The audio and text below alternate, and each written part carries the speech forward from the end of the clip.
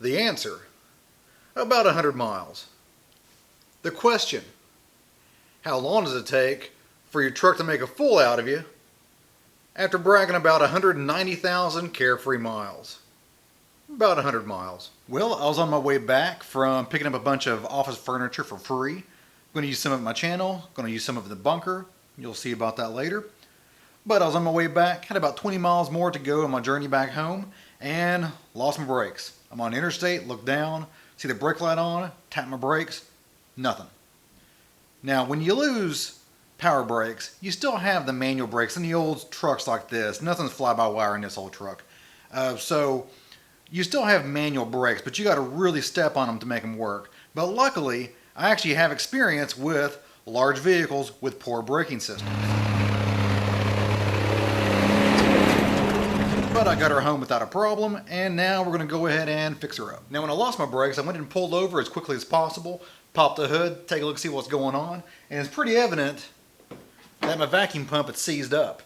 Now, if you're not familiar with this, most diesel engines do not provide enough vacuum pressure from the engine itself to operate the brakes. So they have a belt-driven vacuum pump to provide that vacuum for them.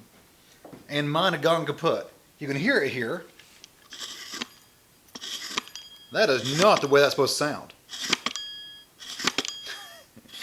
And basically what was going on was, it was idling, there's nothing going on right there.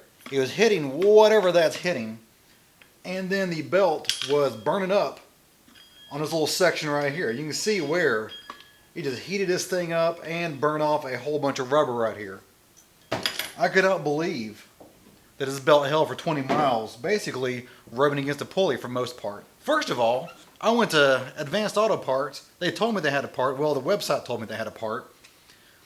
Show up to the Advanced Auto Parts, which was on the way home. Go in there, show them what I need. They knew what I was talking about. I got behind the counter, pointed to what I needed on a computer, not in a warehouse.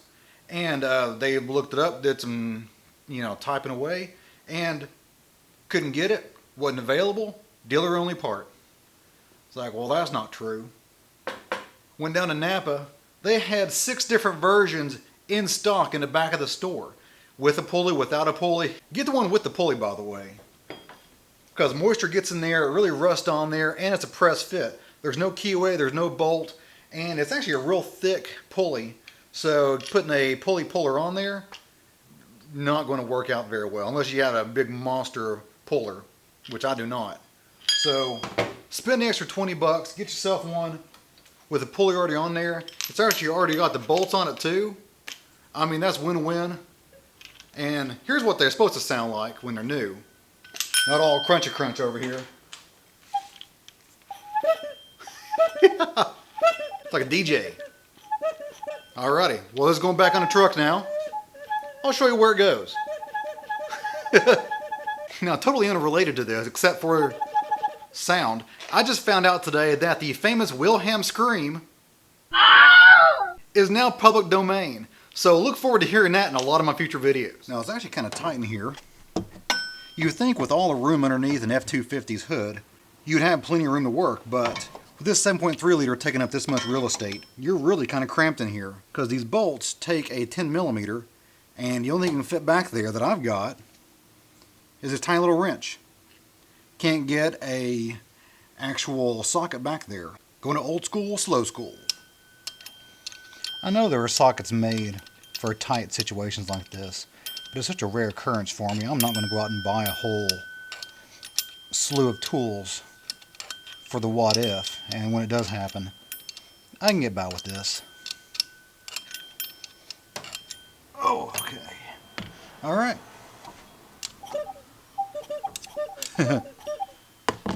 Now we put the vacuum hose back on there. It's got a little clamp on there. There's only one tube going in and out, no seals or anything on the back side.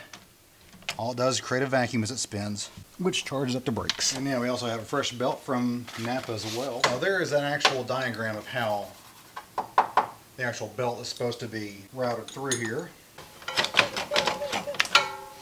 Okay. There we go. So it goes across. I believe it's time to start her up.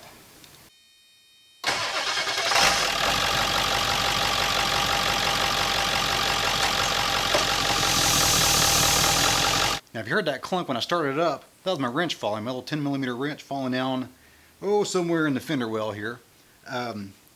Pro tip, always clean up your tools before you start your vehicle. It's like Operation, but if Craftsman. Oh yeah, there we go. Now let's take it for a test drive.